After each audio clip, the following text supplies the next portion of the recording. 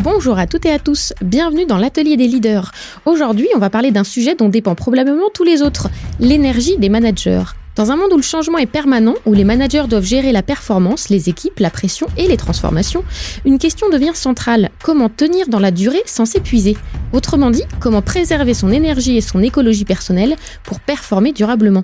L'atelier des leaders, le podcast de l'exécutive MBA de M Lyon Business School. Pour en parler, j'ai le plaisir d'accueillir deux invités. Jennifer Di Bartolo, d'abord, docteur en biologie de formation, elle a passé 10 ans en R&D dans un grand groupe pharmaceutique avant d'évoluer vers des fonctions de management. Elle est aujourd'hui responsable stratégique marché dans une entreprise familiale américaine du secteur des biotechnologies et elle est également élève de l'EMBA de l'EM Lyon. À ses côtés, Tessa Melconian, directrice du Leadership Institute, professeure en comportement organisationnel et en management à l'EM Lyon. Elle est aussi co-autrice du livre Leadership 2050 qui vient de paraître aux éditions Duno. Sa conviction, il faut apprendre à gérer son énergie comme une ressource stratégique. C'est parti!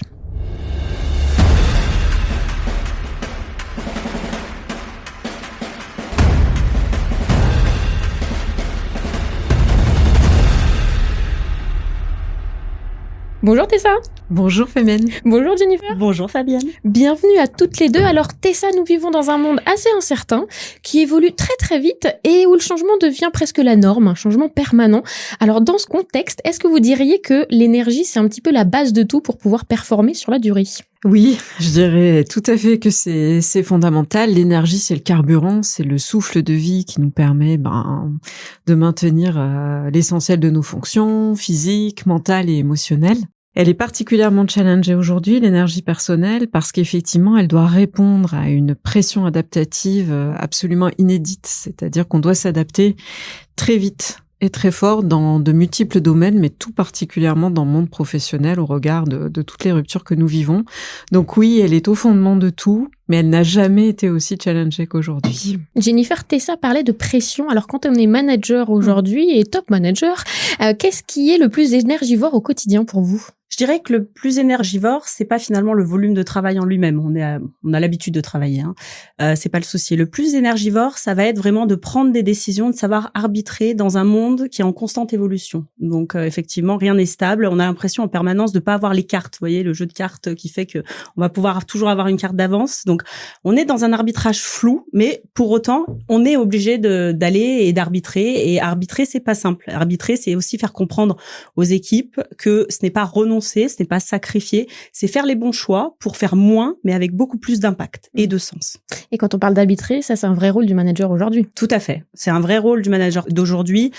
C'est de ramener du sens et de l'utilité à toutes les tâches que les équipes vont pouvoir faire. Et notamment, c'est très important pour les nouvelles générations. On le sait, elles renoncent de plus en plus à la posture managériale, non pas parce que finalement elles refusent les responsabilités associées au poste, mais bien parce qu'elles sont en quête de sens et d'utilité. Et ce qu'elles ont besoin, c'est qu'on puisse les accompagner dans leurs décisions, dans leurs choix et dans l'arbitrage et la priorisation. Donc c'est essentiel aujourd'hui quand on est manager, c'est finalement arriver à renoncer à faire moins mais à faire mieux. C'est ça, la fonction de manager ne fait plus forcément rêver les jeunes. Qu'est-ce qui est difficile Quelles sont un petit peu vous diriez peut-être les injonctions parfois contradictoires qui pèsent sur les épaules des managers aujourd'hui ? Déjà, il y a un phénomène tout simple d'addition des tâches. C'est-à-dire entre tout ce qu'on faisait sur les modèles du XXe siècle, qui ont très bien fonctionné, aujourd'hui, en addition, il y a les tâches du XXIe. On n'a pas forcément réussi à faire les arbitrages que mentionnait Jennifer, en tout cas sur le plan structurel. Donc on a aussi une complexité des structures qui pèse assez lourd sur les managers. Complexité des processus de décision, temps pour prendre des décisions. Mais je dirais aussi qu'il y a un sujet autour de l'humain, du facteur humain aujourd'hui qui met les managers face à des difficultés. C'est-à-dire que les individus, en moyenne, vont moins bien qu'auparavant. On connaît les chiffres sur la souffrance psychologique, sur les difficultés.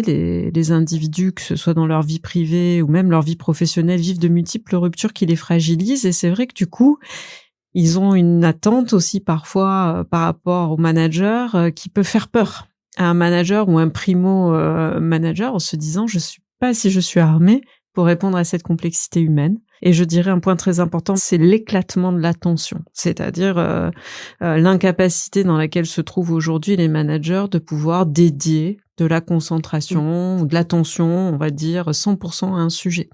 Ça les fragilise énormément. Est-ce que c'est quelque chose que vous vivez au quotidien, Jennifer, cette fragmentation de l'attention et la difficulté aussi à gérer peut-être son agenda? Oui, tout à fait. On parle beaucoup de micro-tasking permanent. Hein. On shift, on passe d'un sujet à un autre en permanence. Ça demande beaucoup de temps de reconcentration aussi pour se remettre sur des activités. On est sans arrêt sollicité. Alors, le télétravail a quand même accompagné cette partie-là, puisqu'elle nous a aidé à organiser notre emploi du temps, à se dédier des temps qui sont précis, qui nous permettent de travailler sur une tâche spécifique et de ne pas être dérangé. Donc, on peut, via la visio aujourd'hui, se mettre complètement en ne pas déranger.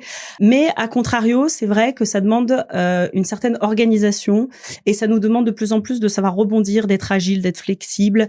Et je rejoins un peu Tessa sur le côté arbitrage. Dans des structures assez grosses, il est difficile aujourd'hui, dans les différentes strates, de pouvoir prendre des décisions et d'être très agile et réactif dans cette façon. D'où l'importance aussi de donner l'autonomie aux managers et l'autorité pour pouvoir finalement arbitrer sur leurs équipes les tâches et qui vont être de valeur ajoutée et qui vont avoir un impact. Mais il faut leur laisser cette responsabilité empowerment, hein, on parle beaucoup de ça au niveau des managers, parce que sinon, en fait, ils se retrouvent à des strates où ils n'ont pas l'autorité directe pour manager leurs équipes, donc ils doivent se tourner en permanence sur leur top management, et où en bas, on leur demande d'arbitrer, mais eux n'ont pas les cartes pour le faire. Donc c'est très très compliqué d'être à cheval entre les deux. En quoi cette surcharge numérique, elle est pesante et quelles sont les conséquences concrètes? Parce qu'on pourrait se dire, on passe d'une tâche à l'autre, c'est pas dramatique en soi, c'est devenu même notre quotidien. Et en quoi c'est vraiment aujourd'hui gênant, voire peut-être alarmant? Alors c'est intéressant parce qu'effectivement, le multitâche, on pourrait dire que c'est, on va dire, business as usual, pour prendre une expression. On fait tout ça. Le sujet serait de moindre importance si on n'avait pas des enjeux de performance, d'agilité, de rapidité pour la survie. Parce qu'effectivement, Jennifer le mentionnait, quand vous êtes interrompu dans une tâche, ça prend entre 8 minutes et 23 minutes pour retrouver le niveau de performance que vous aviez avant l'interruption en fonction de la complexité de la tâche. Donc évidemment, plus la tâche est complexe, plus vous mettez du temps pour reprendre. Mais je ne sais pas si vous imaginez, allez, mettons 20 minutes sur des jobs de manager, de top management sur la complexité. Vous imaginez le temps que vous perdez dans une journée, au vu dans des une demi-journée, nombreuses interruptions. Et en plus, il y a un vrai sujet qui est l'addiction que ça génère, ces interruptions, et qui fait que pour les individus, ils deviennent de plus en plus addicts à la poussée très forte de dopamine, hein, pour reprendre les éléments, on va dire, biologiques, alors que l'effort continu, par exemple, d'une concentration, d'une attention sur un dossier, ça vient solliciter aussi de la dopamine, mais à un niveau inférieur. Donc en plus, ça devient de plus en plus difficile pour les gens de faire ce que décrivait Jennifer, c'est-à-dire la bulle, ne se concentrer que sur une chose. À la limite, même si les gens veulent, hein, ils risquent aujourd'hui d'avoir des difficultés, vous voyez, de ressenti en fait à le faire. Ils vont s'ennuyer, ils vont avoir des petits moments où ils vont être... voilà. Donc effectivement, pour moi, c'est un sujet fondamental, bien entendu managérial, mais a fortiori sociétal. Comment chacune vous gérez ces sollicitations numériques? Est-ce que vous avez mis en place des bonnes pratiques réalisables dans nos quotidiens? Oui, clairement, nous, au sein de l'entreprise, on a 2 bonnes pratiques qu'on a mis en place principalement. La première, on fait la guerre à ce qu'on appelle la réunionite, hein, clairement. Donc, on challenge beaucoup le type de réunion sur lequel on va être impliqué. Est-ce que c'est des réunions pour passer de l'information? Dans ce cas-là, un simple mail avec 3 lignes peut suffire et on n'a pas besoin de réunir tout le monde pendant 1 heure.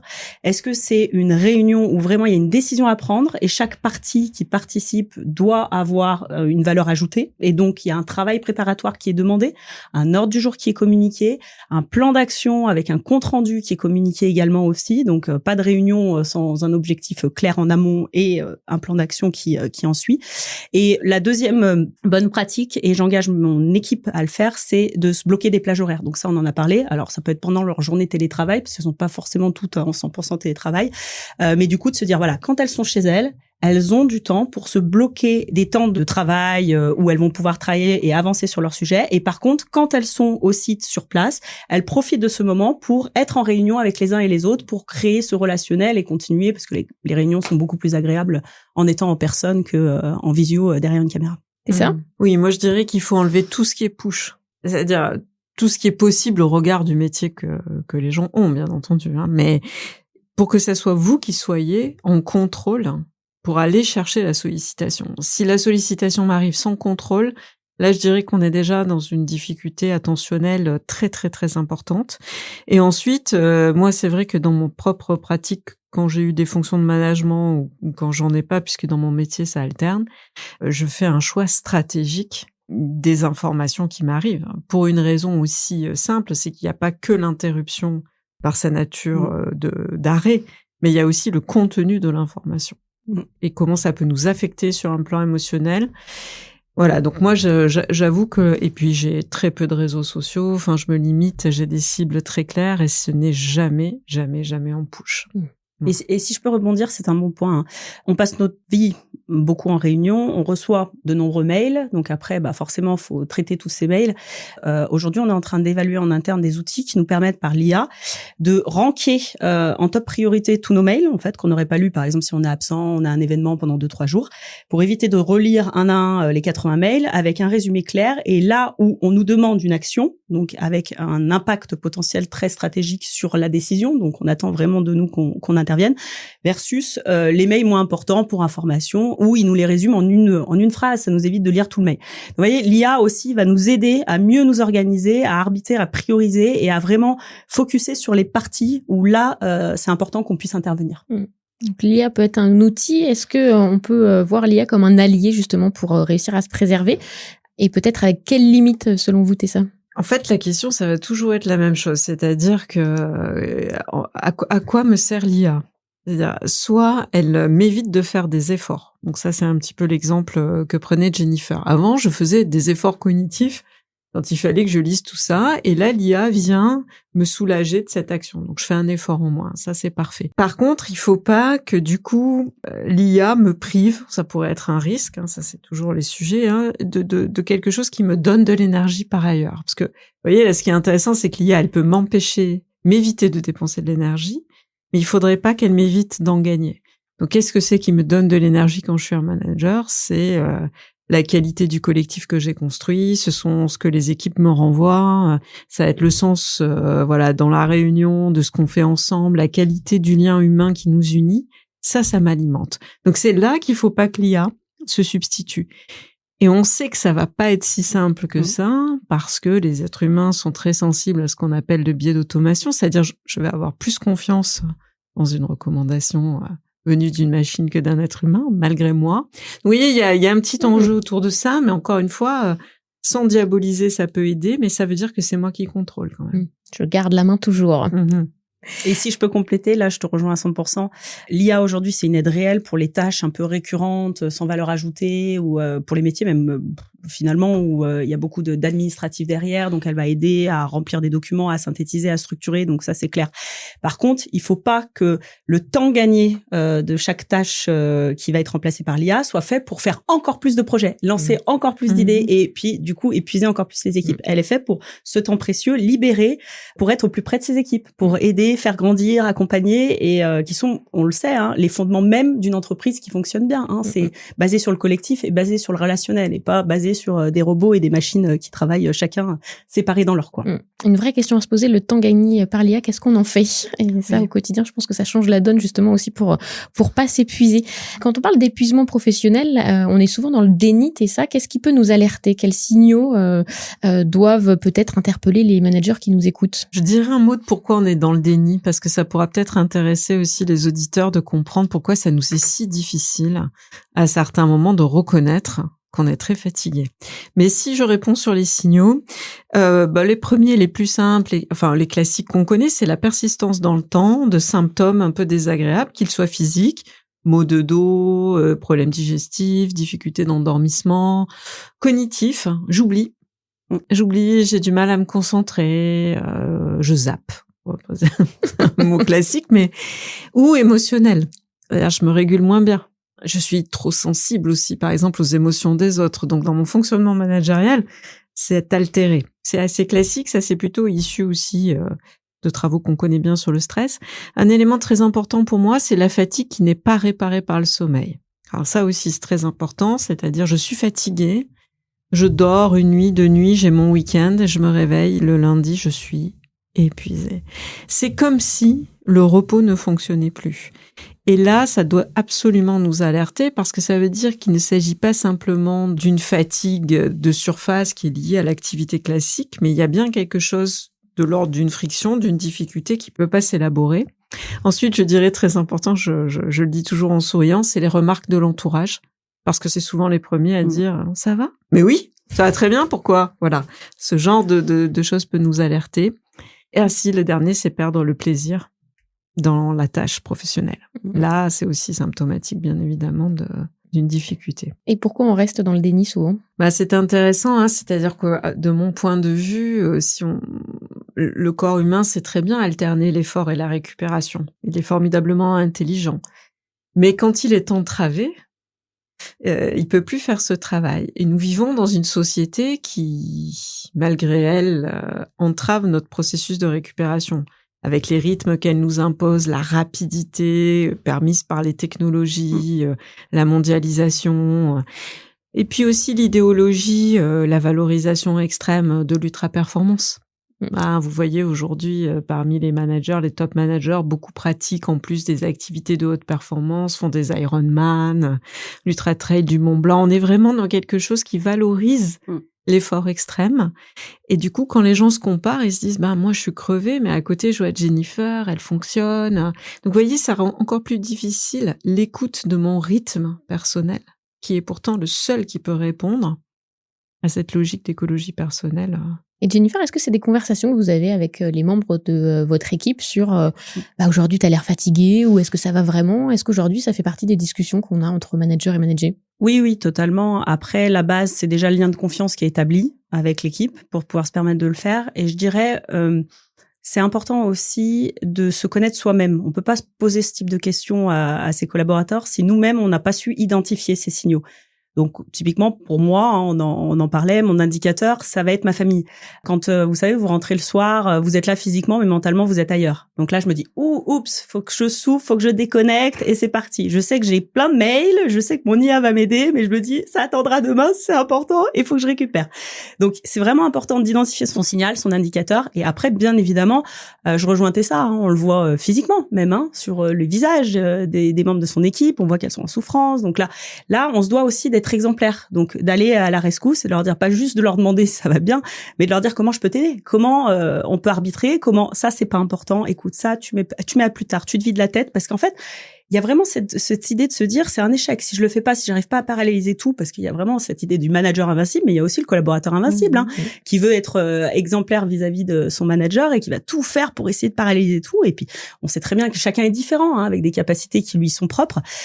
Donc c'est là aussi reconnaître les limites des uns et des autres, bien connaître son équipe et de se dire ok, bon toi là t'es en souffrance, on va décaler ça, c'est moins prioritaire, on va se concentrer là-dessus. Et puis je vais t'aider, je vais aller au charbon avec toi en fait, parce que peut-être j'ai l'énergie que t'as moins, et puis par mon énergie, je vais te réembarquer dans cette dynamique collective aussi, parce que forcément, quand on est en souffrance, on n'est pas dans un état d'esprit constructif, et puis après, il y a beaucoup de choses qui se passent, donc on est moins performant. Donc c'est important, l'exemplarité, donc être au plus près de ses équipes et savoir à quel moment faut leur dire stop et arbitrer, on en revient toujours. Et Jennifer, quand vous parlez d'exemplarité, est-ce que c'est aussi vous dire à vos équipes, là je suis fatiguée, j'ai moins d'énergie aujourd'hui, et vous-même avoir peut-être cette transparence-là? Alors c'est dur. C'est vrai. Pour ma part, c'est vrai que quand je sens que je suis en souffrance et que j'ai moins d'énergie, j'aurais tendance plutôt à rester en télétravail et de pas forcément le mettre en lumière. Voilà, je me dis quand je suis en forme, je vais sur site. Quand je me recentre sur moi, et parce que je veux aussi les embarquer et leur montrer qu'on peut le faire et qu'on peut y arriver collectivement. Par contre, ça m'arrive, comme tout être humain, parce que c'est important quand même de leur montrer qu'on est humain avant tout et qu'on n'est pas super manager, de me déconnecter plus tôt, de leur dire dans une réunion, je vais partir 15 minutes plus tard parce que je dois absolument récupérer mes enfants et voilà. Et ça leur donne aussi la permission, vous voyez, la permission de se dire moi, si j'ai un souci, que j'ai un blocage, je naturellement mon manager va le comprendre et je pourrais le faire. Et ça c'est important d'avoir une permission collective et d'être exemplaire là-dessus.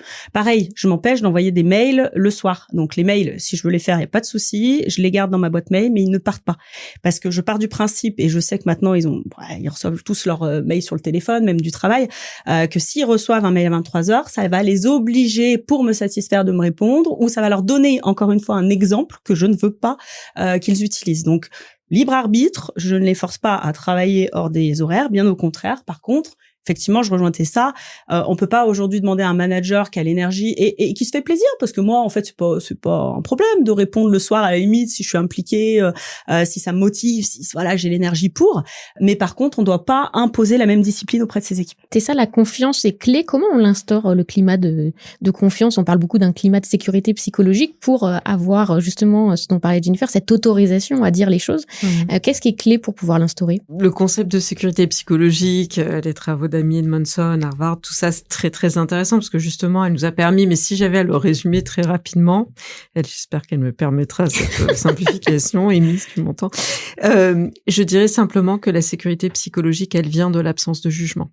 C'est-à-dire, j'ai le sentiment que si je dis quelque chose, même si ça tombe à côté, même si c'est pas ce qui est attendu, il n'y aura pas de jugement négatif proféré à mon égard. C'est fondamental parce que je fais un petit lien que j'aime bien faire entre jugement et énergie. Plus les gens sont dans le jugement, plus ils dépensent de l'énergie. Pourquoi? Parce qu'en fait, j'ai des cadres mentaux très stricts, je passe mon temps à dire voilà, ça rentre dans le cadre, ça rentre pas.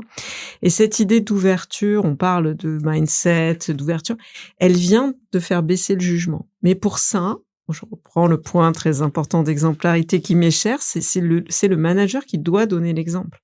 Parce que c'est lui qui ne doit pas juger. Voire c'est lui qui doit réguler si un jugement est émis. En disant ça, on se le dit pas entre nous, parce qu'on peut tous se tromper, on peut tous émettre des jugements des propositions qui semblent divergentes, mais elles sont intéressantes. Donc, je dirais que l'absence de jugement, c'est fondamental, comme l'absence de comparaison. Ça nous permet de faire le lien avec énergie de tout à l'heure. Tout ça sont des processus. Si je peux en diminuer la prégnance, je vais gagner en énergie. Donc, c'est fondamental. Jennifer, qu'est-ce qui vous aide à recharger les batteries et à refaire le plein d'énergie? La même chose que mon signal quand je suis en souffrance, ma famille. Clairement, c'est mon échappatoire aujourd'hui. C'est me recentrer sur l'essentiel. Me dire que finalement, il y a rien de grave, il y a rien dans lequel on peut pas avancer, on peut y arriver. Et puis l'essentiel, voilà, c'est d'avoir les bonnes connexions. Et c'est vrai que les enfants ont ce naturel, cette humanité, cette humilité et cette, on peut dire des fois, naïveté qui nous raccroche finalement à la vie et au relationnel, et ce qui est important, et ce qui nous permet de nous reconnecter avec les émotions, avec les sentiments, avec l'humain, avec les collaborateurs qu'on a en face, qui sont avant tout, mon équipe, aujourd'hui, on pourrait dire des amis, hein, ils viennent chez moi. Donc on a dépassé vraiment le stade de la confiance collaborateur. On partage beaucoup de choses. Je connais beaucoup de choses de leur vie, ils connaissent beaucoup de choses de la mienne, et c'est ça qui permet de construire. Donc on n'est pas toujours aligné, bien évidemment, mais effectivement, il y a jamais de jugement. Il n'y a jamais de jugement négatif, il n'y a jamais d'échec, toujours des réussites. Même un échec, c'est une réussite, on apprend, on grandit, on avance. Donc, faut leur donner la permission, voilà, permission collective de se dire, vas-y, lance-toi, fais, et tu verras, on apprendra tous ensemble. Grâce à toi, on apprendra. Et moi, ce qui m'anime tous les jours, c'est de se dire, si mon équipe, elle réussit, c'est pas grâce à moi, c'est avec moi. Voilà, ensemble. C'est vraiment, c'est ça ma plus grosse réussite aujourd'hui, c'est de voir que eux peuvent y arriver sans moi, mais juste en régulant de temps en temps pour les aider à aller jusqu'au bout et à être fiers de ce qu'ils font. Pour réussir à récupérer, Tessa, le témoignage de Jennifer est intéressant parce que c'est aussi savoir remettre le travail à sa juste place et du coup s'occuper aussi de la vie en dehors du travail. Oui, alors ça c'est toujours un sujet très compliqué, en particulier en France, puisque on est un pays qui arbitre beaucoup autour du temps de travail, hein, ça, historiquement. Moi, j'ai tendance à dire que l'énergie, ça m'intéresse plus que le temps. Pourquoi? Parce que en fonction des personnalités, mais surtout en fonction des moments de notre vie. Parce que je fais une petite blague. Jennifer mentionne les enfants comme une ressource. C'est vrai que quand ils sont adolescents, pour certains de nos auditeurs, ils pourraient se dire ça me ressource pas. Voir, ça m'énerve. Ça me prend beaucoup d'énergie. Donc, ce qui est intéressant, c'est de se dire, en fait, la famille, ça peut être les amis, mais ce qui compte surtout, c'est permettre au corps de rentrer dans une phase de récupération. Et pour ça, on a plein de portes pour rentrer dedans. Et ce qu'il faut, c'est se connaître dans la période de vie qui est la nôtre aujourd'hui, qui est fonction de l'âge, de ce qui nous est arrivé, etc., etc. Et de se dire, tiens, là, il faut que j'ouvre cette porte-là. Ça peut être la porte de la famille, pour certains, non. Certains, ils ont besoin d'1 heure entre le travail et la maison, parce qu'ils savent qu'ils vont être très mobilisés, par exemple, à la maison, en fonction de ce qui les attend. Et du coup, c'est entre. Il y en a qui peuvent le retrouver à la maison directement. Donc moi, j'aime beaucoup l'idée de repos fécond, c'est-à-dire l'idée de qu'est-ce que c'est qui va m'amener du repos. Et ce n'est pas forcément de dormir. J'insiste aussi beaucoup sur ça, parce que sinon, c'est très stressant. Puisque en général, on dort mal quand on est dans une mauvaise écologie personnelle. Donc, pas d'alerte. On peut très mal dormir pendant un bon moment, mais on peut trouver des moyens de retrouver du repos et ça peut être seul aussi. Ça peut être un moment de recentrage. Donc, il y a plein de moyens, mais justement, ce que je voudrais transmettre aujourd'hui, c'est quelles que soient nos conditions de vie, il y a des portes possibles pour nous pour rentrer là-dedans. Et encore une fois, ce qui compte, c'est de les identifier. Mais le plus important, et ça j'insiste, c'est d'avoir des espaces dans nos vies qui ne sont en aucun cas liés à des enjeux de performance. Donc dans l'exemple de Jennifer, par exemple, les enfants, surtout quand ils sont petits, ils nous font vivre au plus proche de la vie, en fait, dans sa simplicité. Et souvent, il n'y a pas la performance. Mais beaucoup de gens, aujourd'hui, dans tout ce qu'ils font, il y a des enjeux de performance. Et donc, ils se comparent. Et ça provoque pas un repos profond. Vous voyez ? Donc, remettre du plaisir voilà, au quotidien. Sans performance. Quelles sont les autres clés d'une bonne écologie personnelle? À quoi faut faire attention? Vous parliez du sommeil, forcément, mais j'imagine qu'il n'y a pas que ça. Non, surtout pas, puisque comme je le disais, finalement, le sommeil, c'est vite perturbé. Donc, si je commence à me dire, il faut absolument que je dorme pour que ma journée de demain se passe bien, moi, je dis, il faut renverser la situation. C'est ma journée, en fait, qui va déterminer ma nuit, et non pas l'inverse.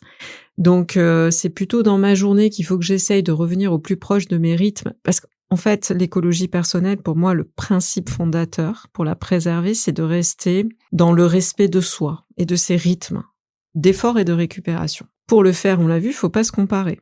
Parce qu'entre nous trois, la manière dont nous gérons notre effort et notre récupération, ça va beaucoup varier.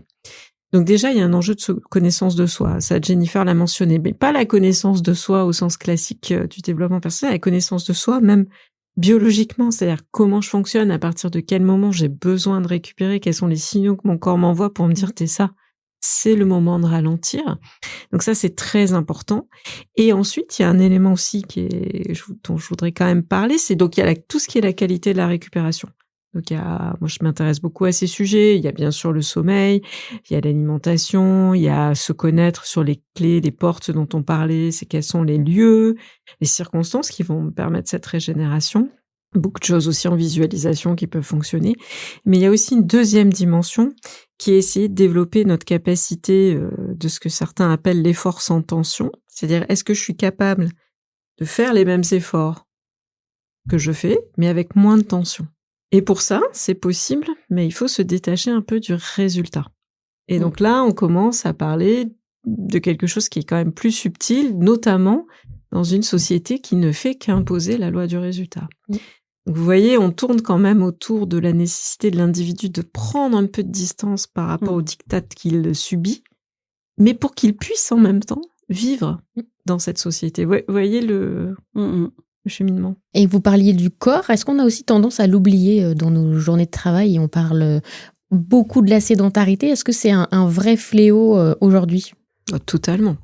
Totalement. On est fait pour courir 10 km par jour, bouger, se déplacer. Donc la sédentarité, c'est une catastrophe. Les maux de dos sont très fortement corrélés à ça. Et même tous les processus organiques sont mobilisés par le mouvement. Donc effectivement, un des éléments clés, c'est quand même de remettre du mouvement dans nos journées. Mais pour ça, il faut que je le stratégise, entre guillemets, c'est-à-dire que je le mette dans mon agenda. Marcher 1 heure le matin, ça change l'intégralité de l'énergie de la journée. Alors certains vont préférer marcher à d'autres moments. D'ailleurs, ceux qui ont des chiens, c'est intéressant, c'est une étude que j'ai faite sur les top leaders. Il y a beaucoup qui ont des chiens et qui, quand c'est au moment de la balade avec le chien, qu'ils ont les idées, la façon de faire, voilà comment on va structurer. Donc c'est pas le chien. Enfin, si, le chien, il participe parce que c'est chouette, mais c'est aussi le fait d'être en mouvement, le fait d'être dehors. Donc oui, fondamentalement. Et encore faut-il le rentrer dans sa journée. Tout à fait. Nous, on évalue même le tapis de marche pendant les réunions en télétravail. Donc, certains sont équipés et on marche en même temps. Donc, des réunions, on n'a pas besoin finalement de prendre de notes. Donc, on y participe et on marche en même temps pour essayer de s'évacuer un peu l'esprit.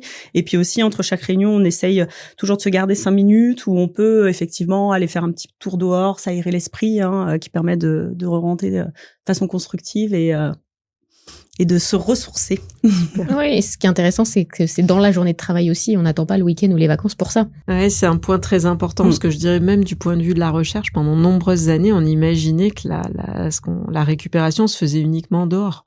Et pour moi, c'est une limite parce que du coup, ça diabolise le travail Et ça sacralise le reste, alors que quand même, le travail est une source majeure d'énergie. Et est-ce que vous diriez, Jennifer, que c'est aussi une responsabilité que vous avez vis-à-vis de votre équipe, de à la fois prendre soin de vous préoccuper d'eux? Est-ce que ça fait partie pleinement de votre rôle au quotidien? Bien et c'est sûr. aussi quelque chose de stratégique pour l'entreprise? C'est, je dirais, le rôle essentiel en fait du manager.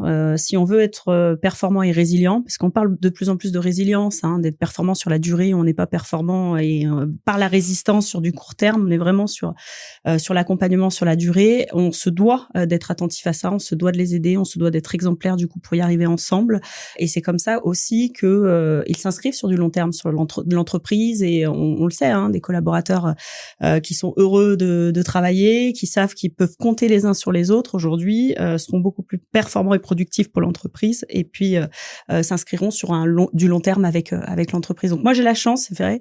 On parlait beaucoup d'entreprises tournées résultats. Alors les grands groupes, 440 cotés en bourse, qui sont drivés par les chiffres, la finance, des revues mensuelles, trimestrielles, etc.